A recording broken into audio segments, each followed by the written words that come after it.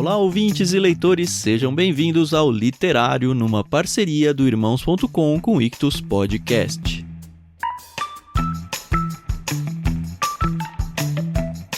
Eu sou o Thiago André Monteiro, @vulgutan, e estou aqui para dizer para vocês que as minhas férias acabaram.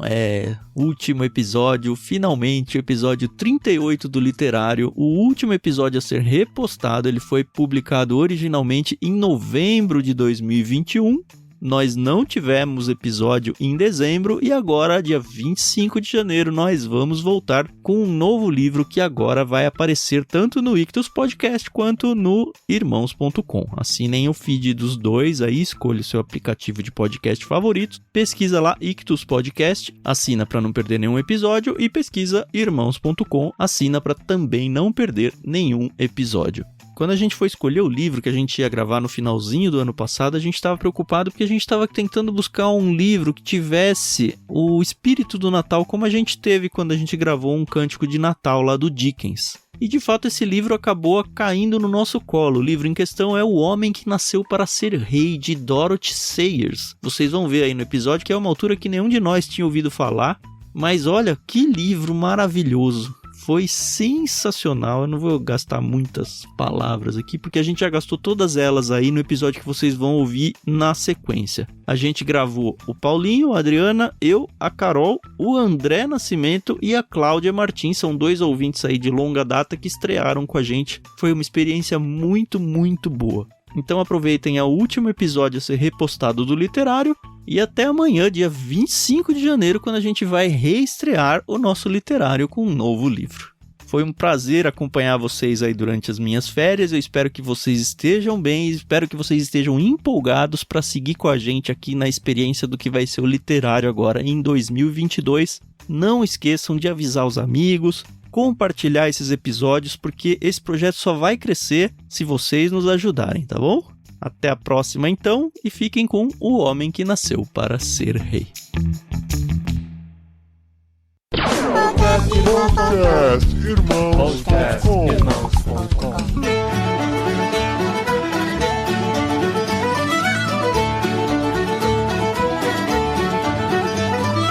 Olá, pessoas! Podcast Irmãos.com Literário entrando no ar. Eu sou o Paulinho, estou aqui com a Carol, que descobriu que é amiga de segundo grau da Dorothy Sayers, porque ela era amiga da Agatha Christie. Olha, mas quem que era amiga da Agatha Christie? A Carol? A Carol é a melhor amiga da Agatha Christie. Íntima. Eu acho que a ligação é maior pelo C.S. Lewis e o Paulinho, que tem alguém que conhece aí. É verdade. De verdade. Eu estou mais próximo. Aí, ó. O Paulinho pensou tanto na apresentação que ele estragou a minha. Mas eu vou mesmo assim. Oi, pessoal, aqui é a Carol Simão e eu tô com o Tan. E hoje eu vou mostrar qual a ligação entre a Dorothy, que foi uma dama do crime, com a Agatha Christie, que é a dama do crime. Olha E isso tem o que a ver comigo? Você não gosta dela, entendeu? E Da aí Eu Agatha não gosto da Agatha Christie, eu não gostei do livro do elefante. Você O odeia do Nilo ela. foi bem legal. Carol, o livro do elefante é difícil mesmo, eu confesso. Tá bom, livro tá do bom, elefante. Tudo bem, tudo bem. Olá, pessoas! Eu estou aqui com a Cláudia Martim, que se não fosse a Cláudia Martim, fosse a Cláudia Próculo, esposa do Pilatos, com certeza Jesus não teria ido pra cruz. Olha aí. Boa, gostei. Ia estragar toda a redenção da humanidade. Nossa. Oi, pessoal, eu sou a Cláudia, eu estou aqui com a Adri, que se pudesse gravaria esse episódio todinho no formato do livro em radionovela. Olha! Esse era o projeto, né? Gente, mas É. essa mulher me conhece mesmo, com certeza, com certeza. Eu ia querer ser a Cláudia. Eu sou a Adriana e eu estou aqui com o André, e o fato dele fazer teatro, ele leu o livro inteiro fazendo vozinha na cabeça. Sabe vozinha? Ah, gente, vocês não fizeram vozinha na cabeça? Claro que faz. Quando o menininho começa a falar, ô pai, então, esse daqui apareceu. Ô, meu filho, esse daqui é Jesus, o primo Tem de que colocar João o sotaque Batista. ainda. Não é? Eu li com vozinha na cabeça. É igual quando eu leio mensagens no Telegram, no WhatsApp ou no Twitter, e se eu conheço a voz da pessoa, eu sempre leio a mensagem personagem com a voz Com da a voz pessoa. dela. Mas você lê com a voz normal ou corridinho? No 2.0? Com a voz corridinha, com certeza. E aí, uma coisa engraçada, eu sempre li os quadrinhos da Turma da Mônica com vozinha, né? É. Daí o dia que eu assisti o desenho, eu falei, gente, mas não é essa voz, não é do Cebolinha. E eu tô aqui com o Paulinho De Gaspari, o homem que nasceu para conhecer o rei. Gente, eu vou te falar que era o sonho dele, viu? O meu sonho, claro que é. Como Santista, conhecer o Pelé.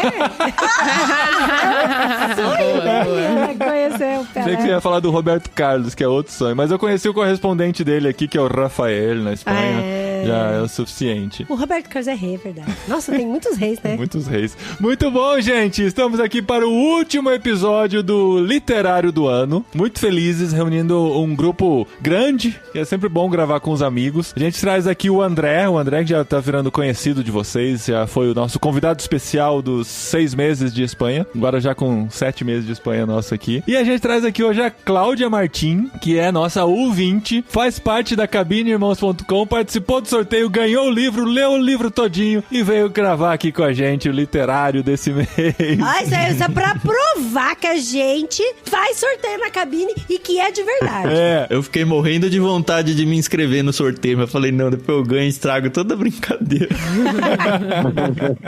Legal, Cláudia, seja bem-vinda. E Obrigada. que legal que foi você que ganhou o livro, porque você realmente levou a sério a tarefa. A gente não obrigou ninguém a gravar. A gente falou, ó, a pessoa que ganhar, ela vai receber o convite pra gravar, pode aceitar ou não. Ninguém é obrigado a ler um livro desse tamanho em um mês, que foi a tarefa que a gente teve aqui, que foi bem complicada, inclusive, porque o livro é grande mesmo, e é tudo grande nesse livro, né? Acabado de ler Senhor dos Anéis, que também é grande.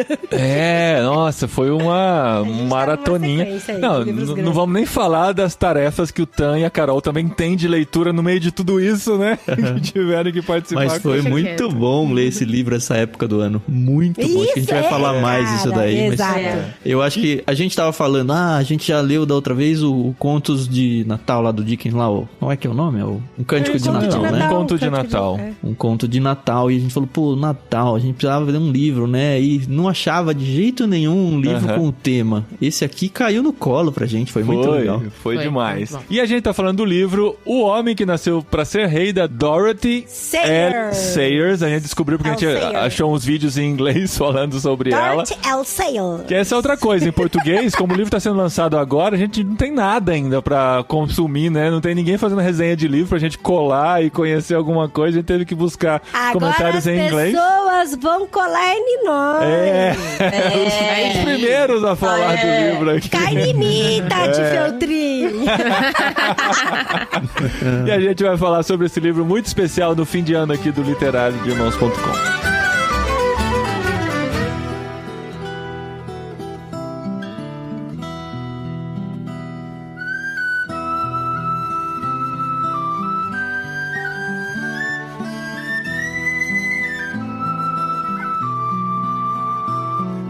O Tan falou que foi um livro bom pra ler no Natal, e foi mesmo, gostoso pra ler nessa época de Natal, mas esse livro ele foi recomendado fortemente, inclusive o marketing do livro é utilizado citando C.S. Lewis, que esse foi um livro que o C.S. Lewis teve contato, leu, amou e a partir de então começou a ler todos os anos durante a Páscoa, porque fala da vida de Jesus, obviamente, é uma dramatização, né, uma teatrificação, não sei se existe essa palavra, da vida de Jesus, alguns pontos da vida de Jesus até a crucificação e ressurreição. São os evangelhos dramatizados, né? Que a gente vê aqui. E assim, se você for um leitor voraz, você pode deixar pra ler esse livro na Semana Santa, como o C.S. Lewis fazia. Eu não sei como ele lia na Semana Santa um livro desse tamanho, porque o livro... Quantas páginas tem a edição física? 400 e pouco, né? 400 e pouca, 442. Mas a letra dela é pequena. Eu não li as introduções, com certeza.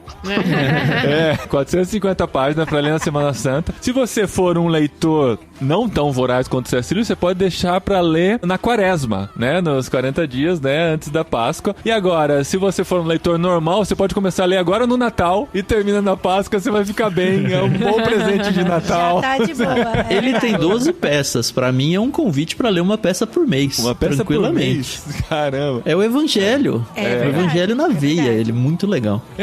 A gente teve que ler desse jeito acelerado, né? Porque a gente queria muito fazer esse literário agora no fim do ano. Como a gente falou, foi muito especial ter o contato com esse livro e conhecer. Mas você pode escolher o jeito que você lê e é um bom presente de Natal, com certeza. O livro está sendo lançado pela Thomas Nelson Brasil. A Dorothy Sayers era contemporânea... A Dorothy Sayers era contemporânea do C.S. Lewis e do Tolkien.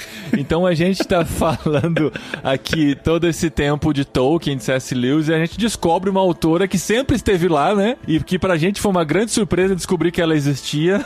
Olha só, isso eu tenho que falar, gente, que foi muito legal conhecer o nome dessa mulher. Sabe quando você descobre, assim, que tinha uma pérola e agora... Você descobre R$10 no bolso da sua calça. Não, muito mais que R$10, gente. O que é R$10? Porque assim, eu lembro, por exemplo, igual quando eu já tinha ouvido falar do Dickens, mas assim, do Charles Dickens, mais como o Conto de Natal, os Fantasmas de Scrooge e todas essas coisas. Quando, por exemplo, o Ictus apresentou o Conto das Duas Cidades e que o Dickens é muito mais conhecido na Europa, no Reino Unido e tal, falei, cara, como foi legal. Eu tô muito feliz o Dickens é tipo o Machado de Assis pra gente, assim, lá, né?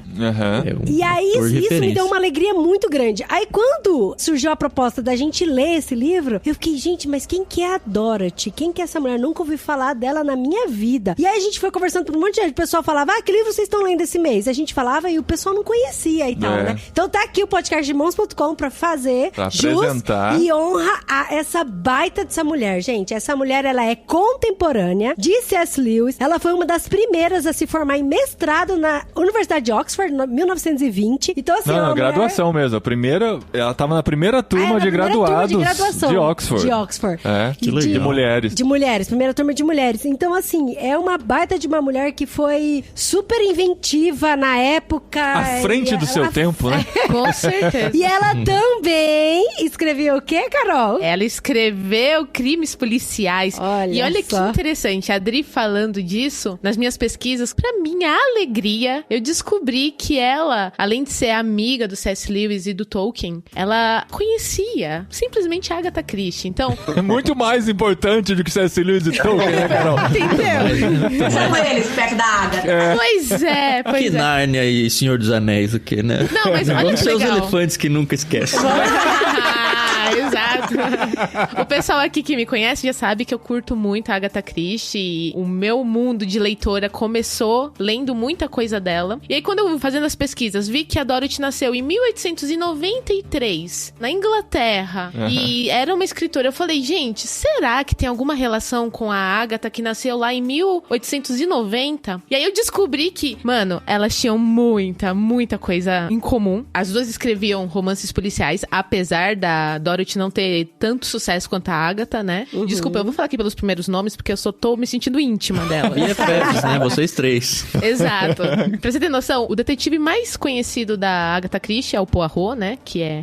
A gente teve a oportunidade aí de conhecer ele. E a Dorothy também tem um detetive. Também só que tem um detetive. O Peter, né? Ele é um detetive amador e tal. Só que o Tolkien não gostava dele. Vocês também viram isso, né? Aí tem polêmica. E o mais engraçado é que, assim, o Tolkien, ele é muito polido, né? Então, assim, ele é muito chique. Então, quando o C.S. Lewis... Porque o C.S. Lewis, ele não só leu o livro da Dorothy, mas como ele era amigo, muito amigo dela, né? Eles trocaram várias cartas, né? Sim. E aí, o C.S. Lewis indicou o livro da Dorothy pro Tolkien ler. Falou, lê os livros da Dorothy e tal. E aí, o Tolkien, ele é muito polido. Ele não falou que ele não gostou. Ele falou que ele não ia opinar sobre a obra, porque ele tava muito influenciado pelo estilo literário que ele gostava. Só que aí, ele mandou várias cartas pro filho dele, pro Christopher. Que depois jogaram no ventilador e não adiantou nada, né? E aí o Christopher revelou na carta, falando que o Tolkien não gostava desse estilo literário por causa desse detetive Peter. Ele tinha antipatia. E olha que interessante, as duas, elas fundaram um clube de leitura. Olha que bacana. E elas faziam exatamente isso que a gente tá fazendo aqui. Gravar um podcast. Faltou. Nossa, já pensou que tesouro que ia ser? Nossa, fantástico. Já pensou daqui 100 anos as pessoas vendo assim, gente, nossa, vai ser isso, hein? Tava lá, ó, que documento que a gente tem.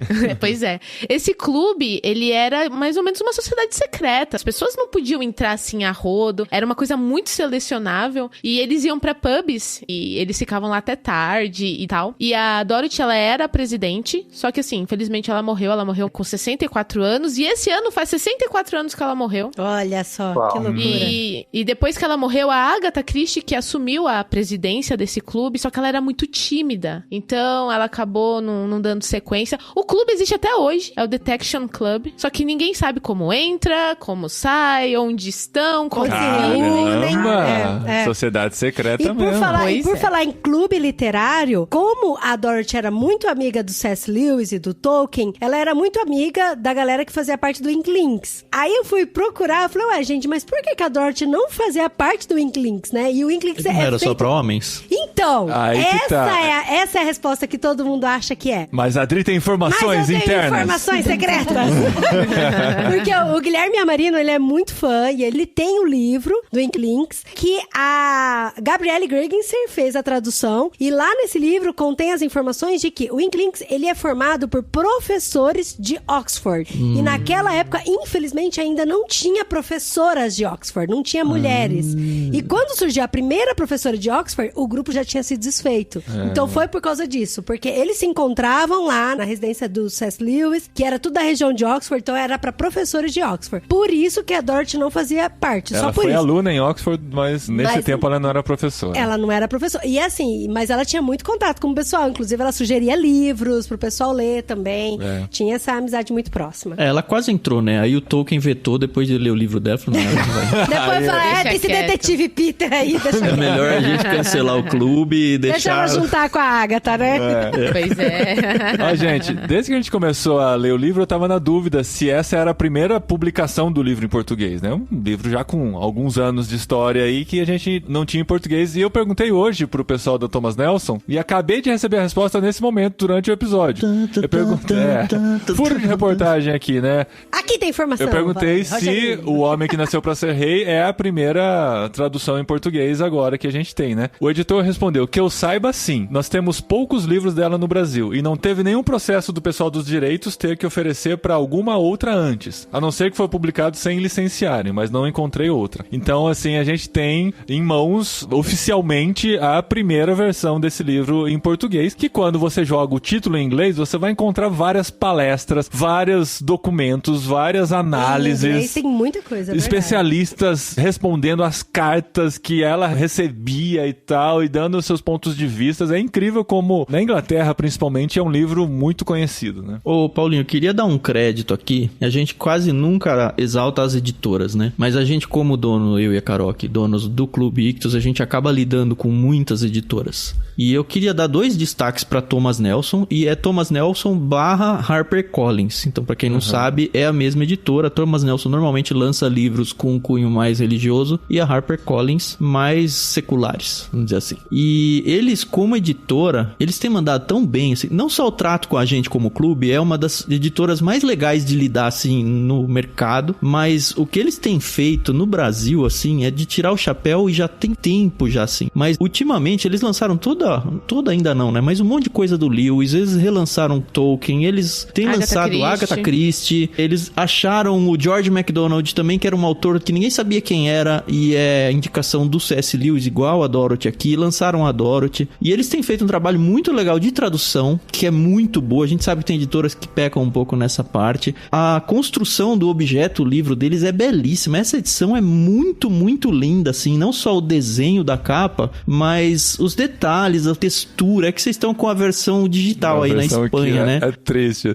Dos 6 presentes aqui, 3 têm a versão física e 3 estão apenas com o Kindle, que não dá pra cheirar. Então. Ele tem uma textura na capa, ele é maravilhoso, assim. Ele tem um alto relevo, é muito, muito bom o livro, assim. Muito gostoso de ler, escolha de letras, assim, da fonte da letra, tipo de papel. E eu queria deixar, então, o meu agradecimento por essa editora existir, tá trabalhando de um jeito muito legal legal num Brasil que a gente sabe que é difícil publicar livro, é difícil manter um nível de qualidade alto do jeito que eles têm feito. E fica aí, então, o meu elogio pra editora aí, HarperCollins. Tanto é, eu tenho o hábito de ler e com lápis na mão ou com marca-texto e vou fazendo anotações. Mas esse livro é tão bonito, que eu fiquei com dó. Né? Eu coloquei post-it em umas partes que eu gostei muito. Que legal.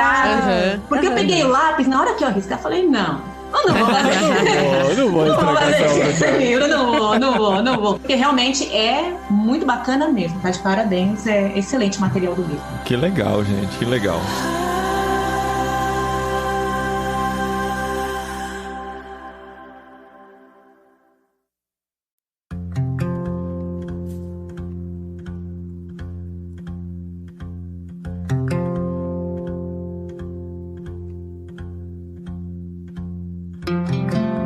A gente foi pesquisar não só a história, né, da Dorothy, quem é essa mulher, que agora eu já tô muito fã, já tô com muita vontade de ler, de descobrir quem é o Peter. Tomara que tenha sido aberta a porta, né, e esse livro faça sucesso pra virem outros livros dela pro português também, né? Aí eu fui pesquisar e fui descobrir, né, que esse livro, ele meio que foi encomendado pela BBC pra ser um programa de radionovela, eu não sei explicar direito, será, né? Um radiodrama? É um radiodrama, pra ser assim. Isso. Porque assim, ele foi encomendado pra ser 11 ou 12 episódios pra contar a história do nascimento, da morte e da ressurreição, né? De Jesus Cristo. E de uma forma dramatizada, assim e tal. E aí foi interessante que eu também vi num vídeo, que não sei se a gente consegue colocar o link no post. Consegue, mas é todo em inglês, né?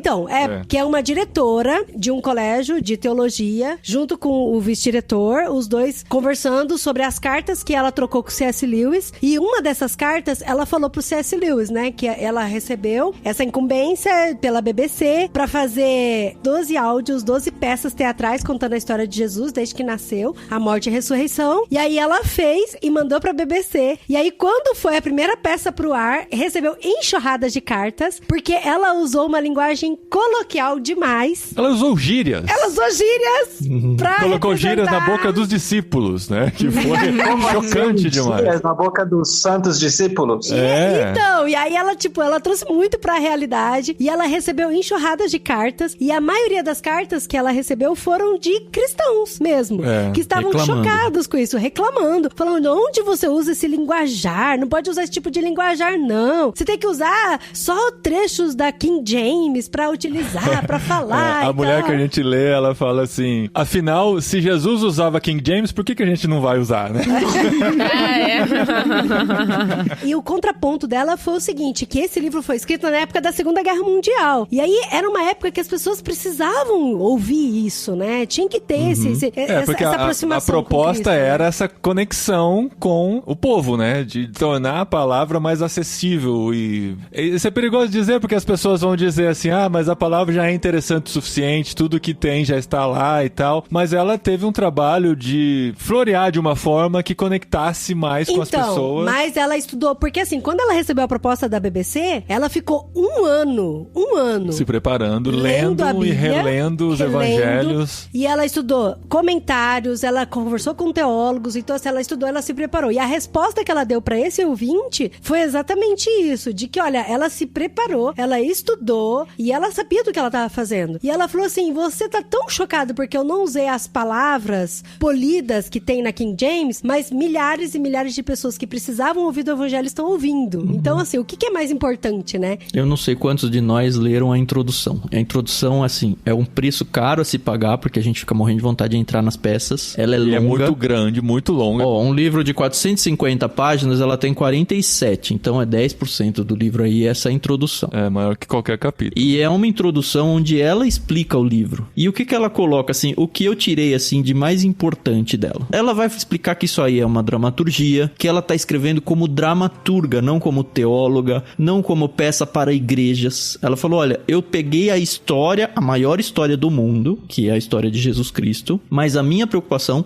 não é entregar esse material para igrejas ou para cristãos. Eu quero construir uma peça, 12 no caso, né? Contando a vida de Jesus. E ainda ela fala, olha, eu sei que quem contratou essa obra não está esperando isso de mim. Ele tá sim com esse viés de querer apresentar isso para o público cristão, mas não é o que eu quero fazer aqui. Eu vou, obviamente, me preparar para construir essa peça, então eu acredito que ela seja cristã também, eu vou me preparar, eu tenho a cosmovisão cristã por trás, mas o meu objetivo não é nem evangelizar ninguém, não é nada disso. O que não quer dizer que a gente não pode usar esse livro para isso. Mas eu acho que ela bateu tanto nessa tecla que você, como leitor, se prepara para essa desenvoltura de texto que ela dá. E olha, eu posso dizer, como cristão, nasci num lar cristão, já li, não tenho nem ideia de quantas vezes eu já li os evangelhos, e eu posso dizer que nunca na minha vida, nunca na minha vida, eu fui tão imerso na história de Cristo como fui lendo esse livro, assim. A Bíblia, pra mim, ganhou um colorido que eu nunca imaginei que seria possível. É sensacional o que essa mulher faz. E o mais legal, ela não fez para isso. Ela fez para construir uma peça. Para construir, eu não vou dizer teatro, porque ela mesmo fala que não era para encenação visual, é para encenação em áudio. Mas é só isso, assim. Eu ficava imaginando teatro o tempo todo. Eu não pensei só em áudio. Aí eu perdi. É só áudio. E se você pega essa informação, você percebe que várias vezes ela falou, aqui você tem que ter um som assim. O fulano tem que ter o sotaque desse jeito. Tava preocupado só com na verdade, som, ela tá preocupada com o áudio, com a experiência auditiva das pessoas, não com a encenação em peça. O que também dá pra fazer, né? Imagina se uma igreja grande aí resolve fazer uma peça dessa, sei lá, uma por ano, uma por mês, pegar sua companhia de teatro aí e sair rodando isso daí em fim de ano. Nossa, ia ser muito legal. Ia ter que adaptar bastante coisa, mas eu tive um pouco de dificuldade na leitura, porque às vezes eu esquecia que a proposta dela era radiofônica, porque por ser radiofônica, você não tem o visual, né? Você só tem o áudio. Então, às vezes, pra mim, soava muito explicativo. Ficava explicando muito as coisas e, assim, meio que desenhando e redesenhando o que ela tava dizendo o tempo inteiro. Aí eu tinha que lembrar, não, peraí, não, isso é áudio. Não, volta, é áudio. E os cavalos se afastam neste momento. Os sons, né? Sons de pés, né? Na própria fala dos personagens também, assim como, olha ali, ele já está chegando, né? E coisas assim que pro teatro ou pra televisão, ao cinema, não tem necessidade porque você tem o visual, então a gente tinha que ficar me lembrando. Eu só queria deixar bem claro aqui que a gente trouxe o André exatamente porque ele é o nosso especialista em teatro, ele vai analisar a peça dramaturgicamente. Com certeza, com certeza. Mas o André realmente, ele está estudando teatro, né? Isso é fato. Então, assim, dando um peso pro comentário dele. Mas sobre isso que o Tan estava falando, é interessante, porque eu não sei dizer exatamente as palavras que ela colocou, mas ela fala que o trabalho dela seria a partir da dramaturgia e não a partir da teologia. Exatamente. Então, ela ia se valer de fazer uma obra de arte que ia se reger pelas regras, vamos dizer assim, da dramaturgia, do teatro, da arte, da literatura, e não pelas regras, entre aspas, da teologia. No entanto, ela ficou muito próxima da Bíblia, né? Óbvio que ela cria muitos personagens que não tem no texto bíblico e tudo, mas eu não achei nada que desabonasse, não, de verdade. Porque sempre que passa pela história do jeito que tem na Bíblia, ela usa as palavras da Bíblia. Ela pega os evangelhos, né? Os 4 evangelhos. Dentro daquela história que a gente já conhece, ela dá uma inchada de informações, mas aquela história está lá daquele jeito. Não foi alterada, não foi colocada de um jeito que, assim, aquela coisa, pra dar mais emoção, vamos mudar isso aqui. Não, o que tá no evangelho, tá no evangelho, né? Ela coloca elementos pra dar contexto, né? Pra história fazer sentido e dar informação que o texto bíblico, por não ter a mesma preocupação, não dá. Não seria inflar simplesmente por dar volume, né? Mas é por trazer contexto e significado. E essas orientações que ela dá, eu acredito que seja pro diretor da peça, né? Ela é muito clara que é áudio na peça onde Jesus está sendo interrogado e ele fica em silêncio. Na introdução daquela peça, ela fala, olha, aqui foi um trabalho muito difícil de mostrar que Jesus estava em cena, porque ele não fala.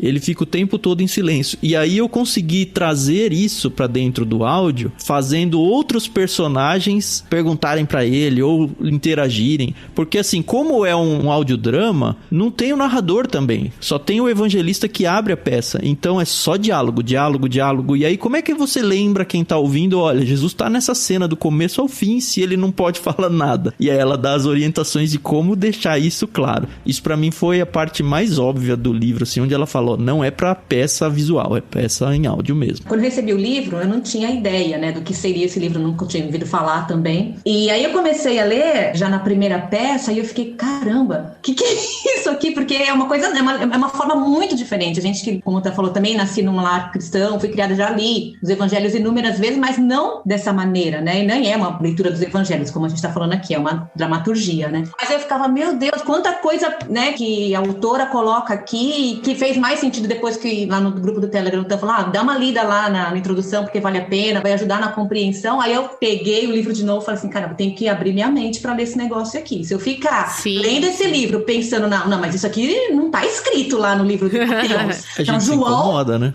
João não falou dessa forma. Quem é essa pessoa que apareceu aqui que eu nunca vi na Bíblia? Vou deixar quem é esse Marcelo, né? Quem é essa Cláudia? E aí, você tem que abrir, assim, né? Abrir a mente para poder absorver a mensagem que ela queria passar. E com certeza, na história original, tinha muito personagem que não tá no texto bíblico. Exatamente. O propósito do texto bíblico não é esse. Exatamente. É isso que é. E eu acho legal porque, obviamente, que a gente acredita na Bíblia, né? A gente sabe que o que tá escrito ali é pro nosso entendimento, pra nosso crescimento. Mas a gente sabe que ficaram faltando alguns diálogos ali dentro, né? E eu achei muito bacana. A gente tem o Leitura Bíblica Comentada e a gente fala muito sobre conjecturas, né? Que a gente faz. Que a gente imagina que certas coisas, elas aconteceram por uma questão da gente ir encaixando ali no nosso cérebro, né? Porque é lógico que ia acontecer na história. Não tá no texto bíblico, mas aconteceu de alguma forma. Mas, por exemplo, uma cena que eu achei muito legal foi ali a apresentação de João Batista, que tem uma família que vai lá pra ver o batismo. Coloca essa família como nossos observadores, como se a gente estivesse vendo a cena. Exatamente. Aí tem aquela senhorinha, a Ana, né, que fala, eu conheci o João Batista quando ele era pequeno. Ele tinha um primo que era todo estranho. E, o que será que aconteceu com o primo dele, né? E aí a gente vê que Jesus, ele aparece, né, tem o batismo de Jesus. E depois Ana conversa com ele, né? Você lembra de mim, Jesus? E sabe, eu não tô falando que isso aconteceu ou não, mas que interessante, porque obviamente Jesus se relacionou com tantas pessoas que não estão na Bíblia, João Batista se relacionou com tantas pessoas, e, gente, é que a gente tem, pelo menos eu tenho essa ideia. A questão é que não foi assim, mas poderia ter sido, Poderia ter sido, Uhum. Exato. A gente tem aquela ideia de que as pessoas de antigamente, elas eram, né, diferentes do que nós somos, e não, elas era gente como a gente, né? É legal como isso humaniza, né? Como traz pra nossa realidade, Exato. como fica muito fácil da gente ver. Tem um cantor que eu já citei várias... Gente, eu gosto muito de música, né? Quase todo programa eu falo de música. E você precisa cantar, vai lá. Não, mas tem um cantor que eu já... A audiência sobe quando a Adri canta. Não, é que tem um cantor que eu já citei ele aqui no podcast algumas vezes, que a gente gosta muito, e ele faz muito isso, né? Que é o Estênio Márcios. Então tem uma música que ele fala sobre o casamento. Então ele fala, dia de festa, dança e sorriso, hoje vai ter casamento bonito. Jesus também foi convidado, vai muito bem arrumado, leva presente com alegria, feito na carpintaria. Ai, eu acho, que bonitinho! Jesus fez o presente na carpinteria e levou no casamento. E assim, tipo, não tá nada escrito disso na Bíblia, mas sabe quando você humaniza assim, Jesus, você fala, cara, que legal, isso é tão bonitinho. Acho que é o grande trunfo, né, que pra mim, nesse livro, foi essa humanização toda, né, porque às vezes a gente lê a Bíblia muito nessa coisa espiritualizada e tal, eram todas pessoas muito especiais, muito sobrenaturais, que foram escolhidas pra estar aqui na Bíblia, até os vilões e tal são muito bem caracterizados na nossa mente. Aí quando você vê por trás algumas conversas, alguns bastidores que você imagina, cara, podia ter sido assim mesmo, nossa, olha, faz sentido isso, só porque esse cara pensar desse jeito, tem conexão mesmo, né? Gente, como a gente, né? E vai criando todo esse... O que a autora fez com Judas, porque assim, a gente lê Judas... Então vai você, Cláudia, você que é a convidada. Eu ia falar essa frase. O que ela fez com Judas é incrível. Ela apresentou Judas pra gente, a forma como ela vai né? construindo ele, né, tal. A gente lê a Bíblia, a gente fica com raiva do Judas. Como que ninguém viu que ele vai trair, sabe? Como que deixou chegar a esse ponto? E a autora constrói ele de um jeito que tem sentido o que ele pensa, tem lógica, e olha, talvez a gente tivesse feito a mesma coisa, sabe? Cara, mas é isso, porque quando a gente lê a Bíblia, não sei vocês, mas assim, é Jesus e os 12 discípulos, e às vezes nas falas, nas histórias se misturam na minha cabeça, sabe? Eu não lembro mais quem que é irmão de quem que fez isso, quem que foi com ele ou não, porque assim, é os 12 discípulos, sabe? Igual aquela família que tem um monte de irmão e você não lembra quem que fez quem? E aí no livro é legal porque ele apresenta Judas desde quando Judas estava caminhando com João Batista, Batista. Eu acho legal a hora que cita o nome, ele fala o nome dele. Qual é o seu nome? É Judas Iscariotes. Esse nome é fácil de lembrar, não vou esquecer. Não só o Judas, mas os outros discípulos que não os 3 principais lá, a gente não tem nada da Bíblia. A gente não sabe perfil, assim. Só que ela constrói eles humanamente. Então você sabe quem é o mais dócil, quem é o que tem um pouco de receio aqui e ali. E tudo contextualizado com quem eles eram, né? Pegando Mateus, que era publicano, por exemplo. Sim. Que tipo de reação ele tinha em relação a Judas. O outro, eu sou mais impetuoso. O João como super espiritual e o irmão dele tentando, não, eu tô aqui também pra segurar um pouco esse lado do João e não deixar ele se decepcionar tanto e preservar ele de algumas coisas, que é o que a gente faz quando tem irmãos, né? Cada um tem sua característica e a gente lida e tenta ir ajudando. Ela constrói cada um deles e, de novo, quase não tem informação na Bíblia, mas o que tem tá lá, né? Gente, uma coisa que eu queria falar é assim, eu não queria deixar de falar no programa, eu não assisti o The Chosen. Tava esperando que hora que eu tinha The Chosen. Eu tava esperando sair.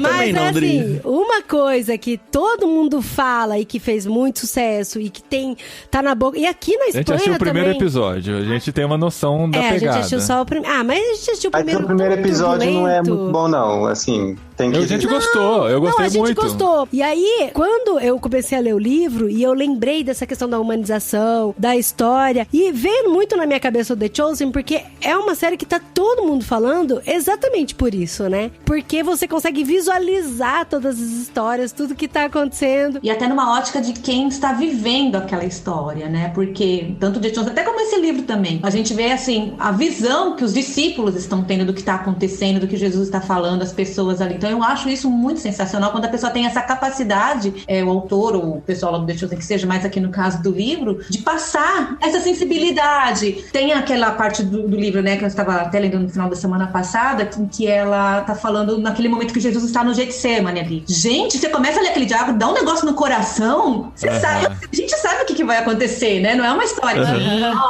como é que vai acabar esse livro. Mas mexe, você fica com o coração acelerado, dá um frio na espinha, você fica assim, ai meu Deus, e agora? O que vai acontecer? Os soldados vão chegar? É muito legal. Não, é um livro fácil de fazer você chorar em vários pontos, de você passar angústia, assim. Olha, de novo, eu nunca tive uma experiência de evangelho como lendo esse livro. Nunca tive. Nessa parte especificamente do Getsemane, a gente tá falando da humanização dos personagens e da construção individual de cada personagem, né? Mas teve alguns momentos que eu me desconectava da história, porque o que ela colocava na boca de alguns personagens, em alguns momentos, me parecia um pouco imposto pelo texto bíblico ou pela construção que ela estava fazendo dos personagens. Então, por exemplo, nessa hora do Getsemane, algumas frases dos discípulos eram tão poéticas e tão fortes assim que eu falava, os mesmos pescadores que eram iletrados e não sei o quê, porque, que angústia tão profunda, a minha alma está indo para um poço de não sei o quê. Eu falava, peraí. Não, esse era o João, né? Mas no João cabia isso, vai. No João cabia, mas tinha outros que falavam que eles estavam meio juntos ali, naquele dorme e acorda lá, e aí me desconectava um pouco, assim, né? Então... É porque daí caía nos versículos que você conhecia da Bíblia, aí ficava estranho, eu falei, não, peraí, porque o The Chosen fez diferente, aí você... Não chegou nessa parte do The Chosen ainda. Eu acho que apesar da dramaturgia dela, ela teve um respeito ao texto bíblico muito bom, de tentar realmente trazer. Algumas vezes ficou, assim, um pouquinho, não me incomodou, não. Tem que dizer que não me incomodou. Mas trazia, você falava, tem na Bíblia isso aí. Eu lembrava várias vezes disso. Mas pensando assim no que o André falou, uma coisa agora que me incomodou um pouco era, não sei se era um toque dela, ou se ela era, né, ela queria ser aquilo muito perfeito, mas esse negócio de, o sotaque de fulano tem que ser assim, mas não pode ser muito robusto, nem pode ser muito ali próximo. E eu, tá. É que ela era diretora da peça, Carol. Ela tá orientando a diretora. Eu vou ler com a voz da minha cabeça mesmo, Dora. Entendeu? Pra mim, não, eu vou ler com o meu sotaque, né? Entendeu? Exato. Interior de São Paulo aqui.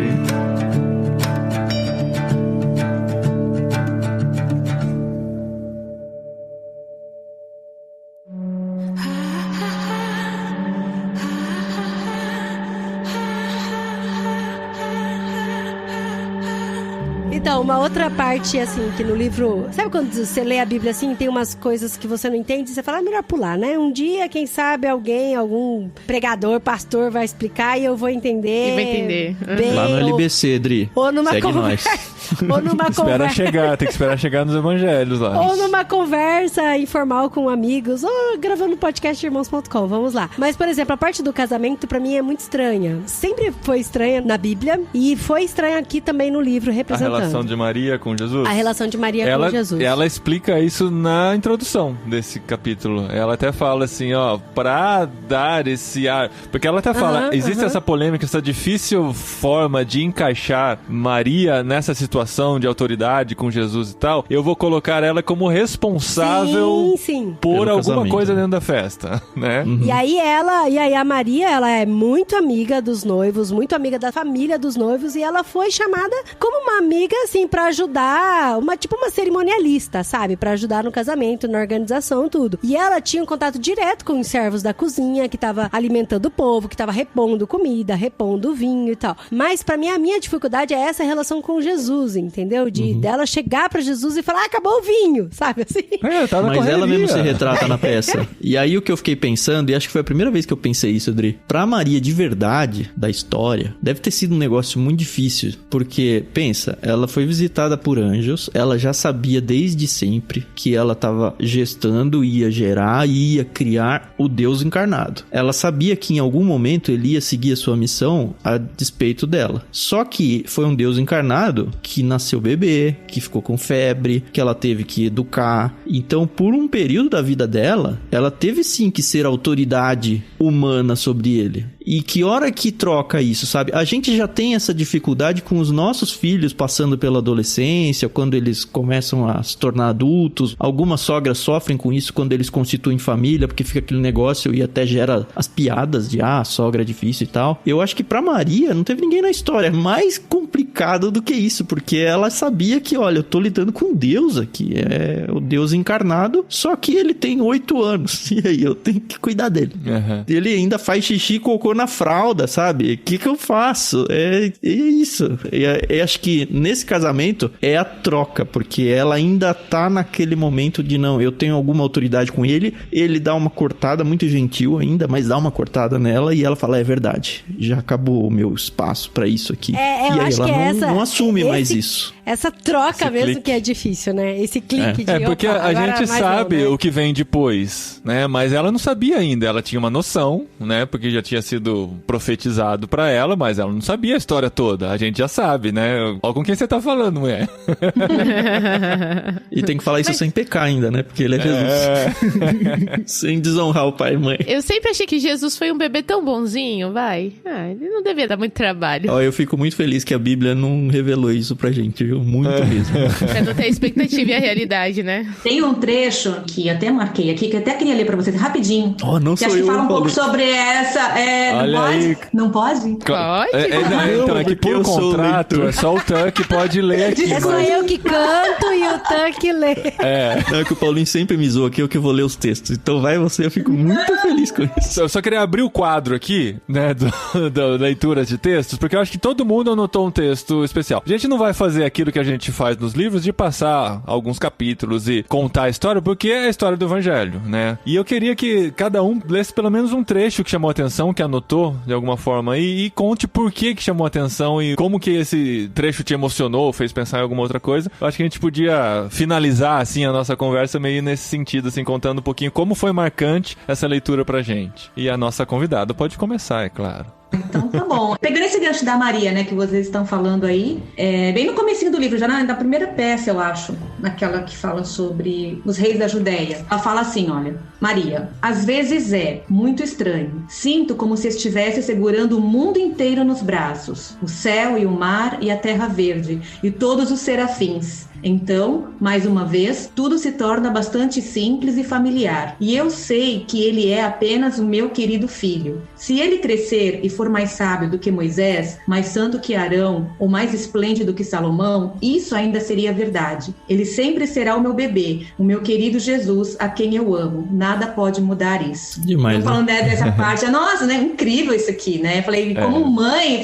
com certeza ela deveria, né, ter esse sentimento em relação a ele, né? Tem uma música, aí não sou eu que vou cantar, né? A gente tá mudando os papéis aqui, mas é uma música... Vai cantar assim, oxi. É que eu não lembro a letra, mas quando eu li esse trecho, eu lembrei dela, que é uma música em inglês, chama Mary Did You Know? Que é uma música cantando sobre Maria. É legal. Se ela sabia que quando ela carregava o bebê no colo, ela estava carregando a redenção da humanidade, uma coisa assim. Tem até uma versão em português que nunca traduz tão bem o original assim, e esse trecho me lembrou dessa música. É muito legal essa colocação mesmo. Você não vai cantar, Paulinho?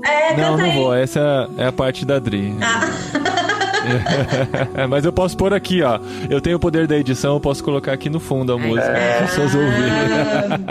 Mary, did you know that your baby boy would one day walk on water? Mary, did you know that your baby boy would save our sons and daughters? Did you know that your baby boy has come to make you new? This child that you delivered will soon deliver you. Eu mesma não quero ler, porque por acaso o pedaço que eu tinha separado é esse que a Cláudia leu pra gente. E eu vou dizer por que me marcou, né? Quando a gente lê na Bíblia, a gente sempre vê, quando os magos chegam pra presentear Jesus Cristo, que Maria guardava muitas coisas no coração, né? E eu nunca, assim, entendi o que é guardar isso no coração. Ela era calada, ela tinha ideias e não falava pra ninguém. E ler esse texto, essa passagem, me fez pensar que ela tinha tantas dúvidas na maternidade quanto eu tenho, quanto a Adri teve, a Cláudia teve, a Renata, enfim. E possivelmente ela confiava... Possivelmente não, eu acredito que ela confiava muito em Deus, porque afinal de contas, ela sabia que Jesus era diferente, era especial, né? Mas isso não quer dizer que os medos que ela tinha como mãe, eles não existissem, né? E quando eu pensei assim, ela guardava isso no coração, é porque ela sabia que Deus ia dar paz pra ela, né? Então foi muito legal esse trecho que a Cláudia leu, porque é exatamente isso. É o filho dela, né? Ela carregou ele, ela teve a dor do parto, ela amamentou ele. Ainda tô assim numa fase que o meu bebê já não é mais tão bebê, mas ele ainda não é independente. E ele ficou doente essa semana e ele só queria ficar no meu colo e eu não pude fazer nada dos meus compromissos porque eu tinha que cuidar dele, né? Mas que papel importante o meu, né? Como mãe, de dar essa segurança pra ele, né? Então, assim, pesou muito pra mim essa fala, principalmente depois que eu me tornei mãe. E tem um detalhe legal que eu achei também no livro da mirra, né? A mirra que Jesus ganhou quando era bebê, no rei. Eles vão... Meu, que legal. Eu não vou falar pra também o pessoal ler o livro, né? Eu achei que esse livro não tinha como dar spoiler, né?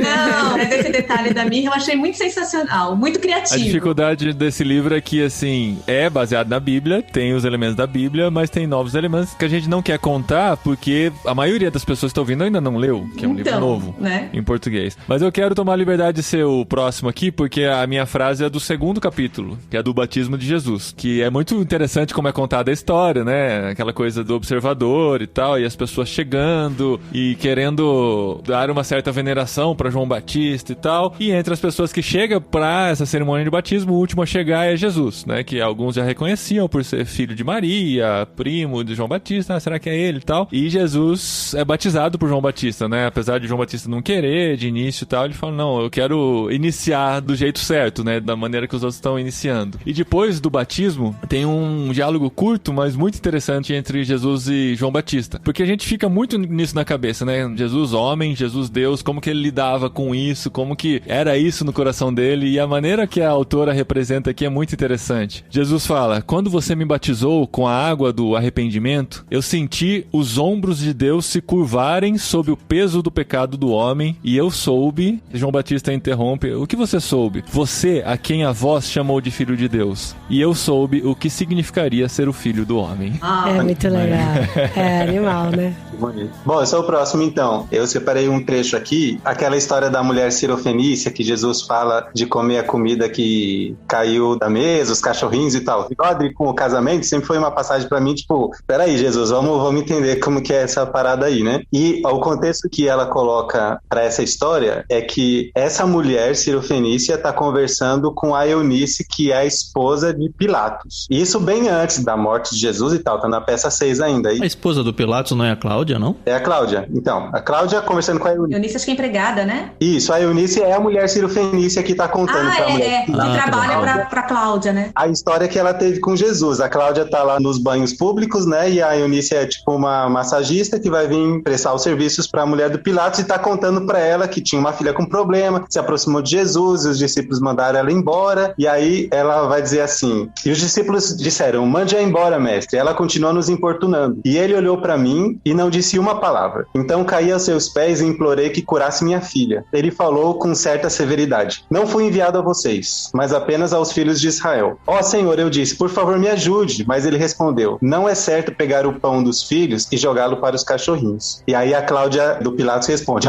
que cruel. E ela continua, é assim que os judeus nos chamam, cães pagãos. Mas a voz dele não era cruel. Ele tinha uma espécie de desafio no olhar quando olhou para mim. Eu pensei, eu tenho que dizer a coisa certa, rápido. Então eu disse, isso é verdade, Senhor, mas os cachorros comem as migalhas que caem da mesa dos filhos. Ó Senhor, a senhora deveria ter visto como o rosto dele se iluminou. Isso mesmo, ele disse, sua fé e sua inteligência salvaram a sua filha. Vá para casa agora, ela está curada. Eu saí correndo para casa e lá estava ela, tão bem, tão saudável como qualquer outra criança. Essa faceta de Jesus de provocar ela para ação, porque ela fala assim, tinha um desafio no olhar dele, né? Eu achei isso interessantíssimo, que não era, sinto muito, você não faz parte da minha missão, quem sabe num futuro próximo, né? Era, não, tem um desafio no meu olhar, assim, eu quero que você me responda isso, responde por favor o que eu quero ouvir. E aí ela fala da mesa e dos cachorrinhos, migalhas. Eu achei sensacional essa construção dela. E não tá na Bíblia, né?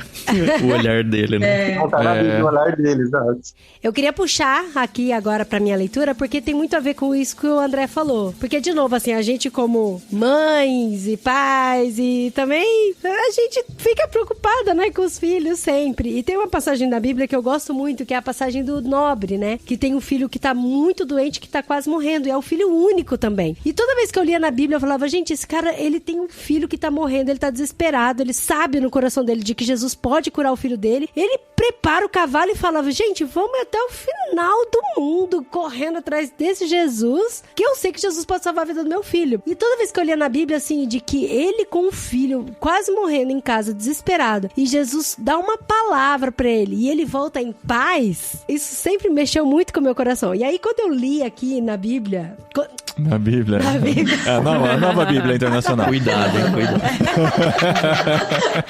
E aí, quando eu li aqui no livro da Dorothy, eu falei, que legal, isso ficou muito mais real pra mim, sabe? Porque daí ele pega e fala assim, né? O cavaleiro, né, que tá junto com o nobre, desce e fala, ei, camponeses, estamos procurando por um homem chamado Jesus de Nazaré. E Jesus diz, eu sou o Jesus de Nazaré. É você? Bom, você é procurado. Aqui, meu senhor, é ele. E aí, Benjamim desce do cavalo e fala, graças a Deus, o Senhor tem procurado por você por todos os lugares, você deve se lembrar de mim. Benjamim Ben Haddad de Cafarnaum, nós nos encontramos em Caná, procurei você lá, mas eles disseram que você não tinha chegado. Então eu parti para Jerusalém, oro a Deus para que eu ainda tenha tempo. E Jesus pergunta, o que você quer de mim? Meu Senhor, meu filho, o meu único filho, está doente, está morrendo. É possível até que já esteja morto. Senhor, rogo-lhe para que desça comigo a Cafarnaum e cure-o. Se ainda estiver vivo, é uma questão de horas. O médico disse, e já é a 7ª hora. Meio-dia já se perdeu. Eu trouxe um cavalo, Senhor. Monte nele e vamos, e talvez ainda dê tempo para fazer alguma coisa. E aí Jesus pergunta, o que fez você vir a mim? E Benjamim responde, você é um profeta, você tem poder. Ouvi o que você fez em Caná. Os servos me contaram como você transformou a água em vinho. Apenas impõe a mão sobre o meu filho. O seu toque fará ele ficar bom. Venha logo. Imploro. Não perca tempo. Vamos logo. O que posso dizer dizer. Eu sei que eu nunca fui particularmente piedoso, nem pensei muito sobre religião, mas se você puder salvar meu filho, farei qualquer coisa. Vou servir a Deus de verdade. Vou tentar e ser um homem melhor. Vou ouvir tudo o que você diz e acreditar de coração. E aí Jesus responde: vocês são todos iguais. Se não virem milagres, vocês não crerão em nada. E Benjamin ficou desesperado. E ele falou: não sei o que eu estou dizendo. Deixa pra lá, Senhor. Venha antes que o meu filho morra. E Jesus responde: vá para casa. E Benjamin tá pronto para soltar um grito de protesto: seu filho viverá. E Benjamin, como que perdendo a estabilidade: mas você, querido, tão somente creia. Eu afirmo a você, ele viverá. E aí Benjamin, após uma pausa, durante a qual olha ansiosamente nos olhos de quem desafiam os seus, e com um suspiro de alívio disse: eu creio em você. E Jesus diz: assim como você creu, assim será. Vai em paz. Então, assim, o nobre chega falando assim: é porque eu não sou tão bom, eu não tenho direito de pedir isso pra você e tal. Mas aí o que Jesus fala? Eu afirmo a você, ele viverá, mas porque você creu e não pelo que você é. E eu achei isso tão legal, assim, tão bonito mesmo. Muito bom. Um personagem que me marcou muito foi o João, né? A gente já sabe do texto bíblico que ele é o discípulo amado e tudo mais. Ele é muito mais coração do que os outros, mas não passa muito disso o texto bíblico. Mas o que ela fez com ele foi muito legal. E aí o texto que eu destaco aqui está localizado na história no momento em que os discípulos estão reunidos depois da crucificação, antes da ressurreição de Jesus. Eles estão lá, enfim, chorando a morte dele, e a conversa é entre Maria Madalena e João. Maria Madalena diz assim: Pedro está aqui com você? E o João: como um animal doente que rastejou até sua casa para morrer. Ele não consegue comer, ele não consegue dormir, ele não consegue se perdoar, com uma autocensura vibrante. Foi minha culpa. Eu sabia que ele estava assustado, mas deixei ele sozinho na casa de Anás. Querido Senhor, não houve nenhum de nós em quem você pudesse confiar por 5 minutos? Aí a Maria responde: pobre Pedro, ele leva seus fracassos a sério. E João: ele se considera um traidor pior do que... Ele queria falar Judas, né? Não fala.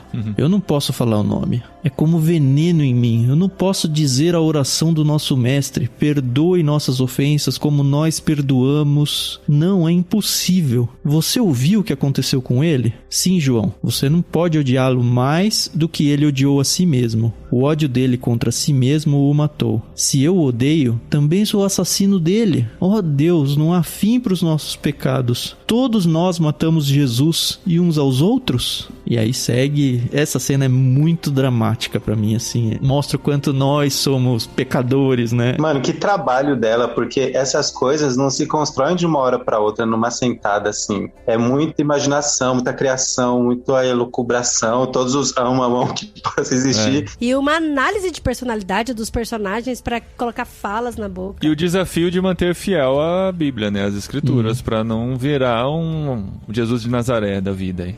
Não virar o filme do Noé com o Russell Crowe, né? Como pano de fundo, a gente percebe que ela estudou muito pra fazer isso, né? Não é realmente algo assim: vou escrever da minha cabeça aqui o que eu acho, o que eu não acho, porque no pano de fundo a gente vê realmente uma coerência bíblica, né? Histórica. Não só com os evangelhos, mas com toda a palavra de Deus, com né? tudo. Notas de rodapé, ela fala o tempo todo: de acordo com o teólogo tal, é isso. Impressionante. Tem a tradição que diz aquilo. Então você percebe que, de fato, ela estudou pra caramba pra fazer isso. E coerência histórica, cultural, geográfica, religiosa, muita coisa, né? Muitos elementos. A mulher traduziu Divina Comédia, né? Do Dante Alighieri. É verdade. E era amiga da Agatha Christie, né, gente? Não era pouca coisa. Não podemos esquecer o ponto alto de sua carreira, né? De ser amiga da Agatha Christie. Recebeu um monte de carta de C.S. Lewis. Eu tô achando que o ponto alto da Agatha Christie é ser amiga dela, viu? Muito bom, gente. Então fica aí a nossa dica de presente de Natal pra você ler do Natal à Páscoa. Um novo... Advento, é isso? Não, é pós-liturgia.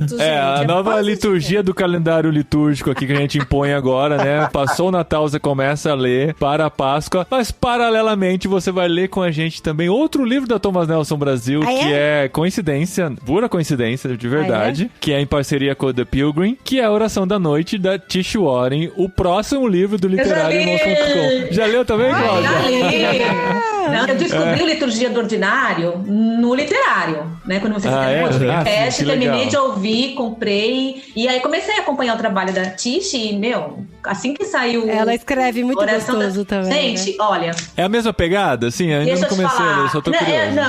Não é a mesma pegada. Ela é um tema diferenciado, assim, mas assim, abrindo aqui, né? Não tem problema. Eu tô passando por uma situação na minha família de uma pessoa que tá com problema de ansiedade. E ela fala muito no livro sobre isso. Então, pra nós aqui em casa, foi um presente de Deus, assim, esse livro, porque ela tem uma sensibilidade, um olhar, uma forma de aplicar a palavra de Deus pra esse tipo de situação que é único. Então, assim, esse livro, já estou esperando esse podcast pra ouvir. Esse vai ser o de janeiro, hein? Mas, Paulinho, uma parceria boa entre Irmãos.com e Ictus é porque no Ictus agora, em dezembro, a gente vai lançar um prefácio de apresentação desse livro. A gente vai seguir com o diário de leitura dele, então vão ser mais 4 episódios mencionando trecho a trecho. E aí a gente faz a apoteose, né?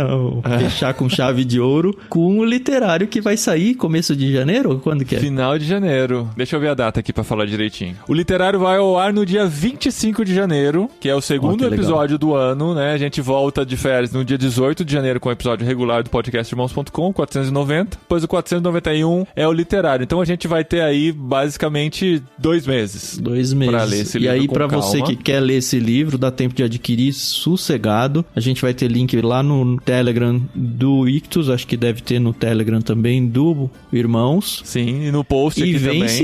Vem seguindo a leitura devagarzinho junto com a gente lá no Ictus Podcast. E aí depois a gente emenda o literário com o Irmãos.com aí pra encerrar o livro. Quem assina o Ictus já há algum tempo já recebeu esse livro, né? Já recebeu isso. Já foi. Aliás, a gente esqueceu de dizer que esse que a gente fez hoje, O Homem que Nasceu pra Ser Rei... agora, não esqueci não, ia dizer agora. Então menciona. Não, exatamente isso. A gente correu atrás, né? Conseguimos a parceria com a editora e o Clube Ictus já enviou no kit desse mês? Como assim? As pessoas já estão recebendo? Já estão recebendo no kit de novembro, pra dar tempo de ler pro Natal. É um livro muito bom pra ler no kit do Peixe Grande, né? Do Peixe Grande, isso. Porque o Guilherme Amarino já chorou as pitangas. Eu queria indicar pro Plano Mar. Mas já foi. A gente tá vendo uma concorrência entre os planos do Clube Ictus. Olha o nível que chegamos. Foi mal, desculpa. Mas enfim, fica aí. Escolhe ou o Plano Mar, que é a indicação do Guilherme, que é sensacional a lista de livros que ele manda pra gente. Eu queria ou o Plano Peixe Grande aí, que a gente manda livros como esse. E aproveitando aqui, né, estamos nesse clima de fim de ano, já pra anunciar a novidade da parceria entre Irmãos.com e Clube Ictus no ano que vem. A gente, assim, o Clube Ictus é muito mais organizado, eles já têm planejamento até dezembro do ano que vem, né, mas a gente conseguiu adiantar-se nas coisas aqui, já fez o planejamento também pro final de ano e início do ano, a gente já sabe exatamente quanto tempo a gente vai parar, quando a gente vai voltar, qual vai ser a frequência dos episódios, por uma combinação de estratégia, né, da nossa parceria. Né, eu já tô ouvindo ele falar de signos pelo alinhamento dos planetas, a gente vai mudar um pouquinho a frequência de publicação dos podcasts. Não a frequência, né? A frequência vai manter a mesma, que vai ser semanal. A ordem. Eu acho bonito, mas eu não presto atenção muito na ordem. Não, ninguém na verdade repara, só eu que sei isso. Isso que eu falei, porque... a Adri não sabia também, Não, né? é só pra preparar o pessoal que não é uma grande mudança que vai ter. Pra mim é muito importante, porque mexe no meu coração. É muito grande a importância.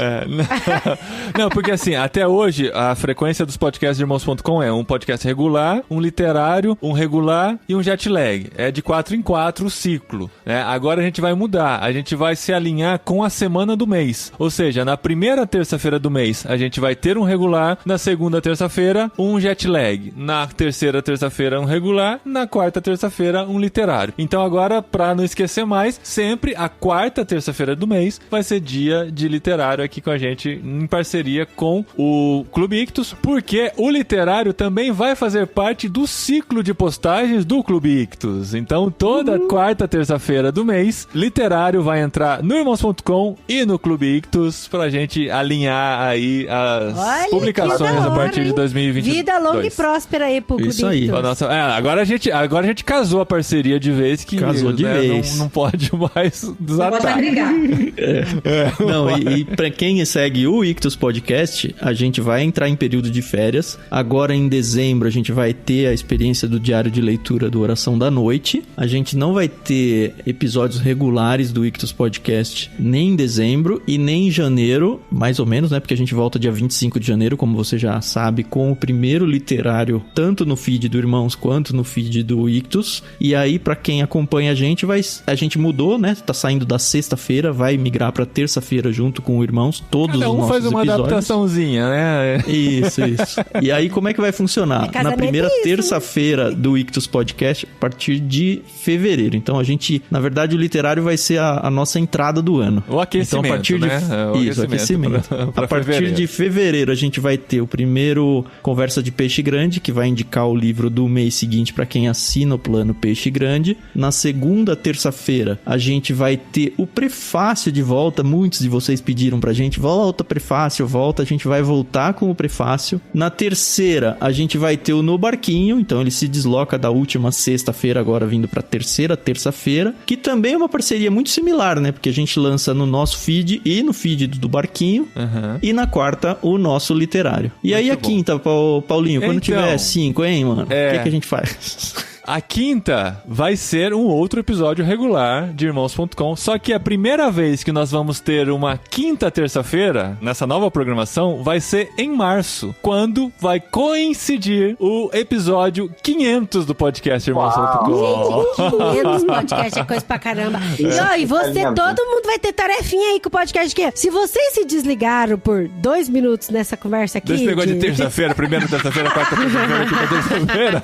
Eu percebi esse pela Cláudia, cara do André e da a Cláudia tava bocejando aqui já. Não, normal, Cláudia, normal, tranquilo. Não se sinta mal por isso, porque o Paulinho a Dri sabe passa por disso. isso também. Mas agora você tem que se conectar aqui de novo, tá? Podcast número 500. Gente, 500 podcast é muita coisa, é muito trabalho, é muito tempo de oração, muita luta. Quase todo podcast que a gente vai gravar tem muita luta, muita batalha mesmo. E eu queria convidar vocês pra fazerem parte desse programa. A gente lá no grupo do Olá Pessoal, a gente vai combinar direitinho a dinâmica, mas as pessoas vão mandar um áudio falando por que o podcast Irmãos.com impactou sua vida, ou que diferença que fez, ou se fez mesmo. Por que houve, né? Vai contar, vai falar um pouquinho nessa mensagem de áudio e vai citar um episódio que foi muito marcante e chamar esse trecho. E depois, na sequência, esse pedaço do episódio antigo vai ser tocado depois da sua fala. Então é importante que você mande um áudio de no máximo 2 minutos, no máximo, e escolha esse trecho com sabedoria e mande aonde tá esse trecho pra gente. Isso aí, facilita bem. Podcast, a gente tem que procurar. Não, isso é muito importante. Não precisa falar no áudio de que minuto a que minuto, né? Anexado ao áudio texto, que você mandar, você fala, é do minuto tal ao minuto tal. É o podcast 294, trecho 2 minutos e 47 até o 3 minutos e 10, alguma coisa assim. Exatamente. Difícil é escolher um, né? Eu tenho o meu favorito de todos, que é sobre adoção, e já tô aqui pensando. Tem que achar o trecho lá e mandar pra gente. Adoção, é bonito. Esse vai ser o 500, vai ser o nosso episódio especial. Como a Adri disse no último episódio, né? A gente quer uma festa maior do que os 500 anos da reforma, tá?